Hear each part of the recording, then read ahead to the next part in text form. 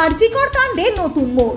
নিহত তিলোত্তমার মা এবার সরাসরি তুললেন উত্তর কলকাতার দাপুটে তৃণমূল বিধায়ক ও পুরসভার ডেপুটি মেয়র অতীন ঘোষের নাম। ইতিমধ্যেই সিবিআই হানা দিয়েছে অতীন ঘোষের বাড়িতে দুর্নীতি মামলায়। তিলোত্তমার পরিবার জানিয়েছে, বহুদিন ধরেই তারা এই নাম সামনে আনার চেষ্টা করছিলেন। মেয়ের খুনের রাতে অভিযুক্তরা নাকি অতীন ঘোষের তত্ত্বাবধানে পালিয়ে যায়, এমনই বিস্ফোরক দাবি পরিবারের।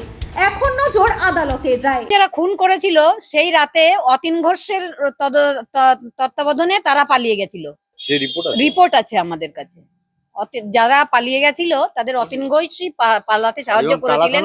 এখানে সিসিটিভি ফুটেজ, সমস্ত সিসিটিভি ফুটেজ দেখলে এতদিন লাগার কথা না। আমার মেয়ের যে খুন হয়েছে একটা সুরক্ষিত জায়গায় তার খুন হয়েছে, এটা এতদিন লাগার কথা না। কেন লাগছে সেটাই আমাদের সব থেকে বড় দুঃখ।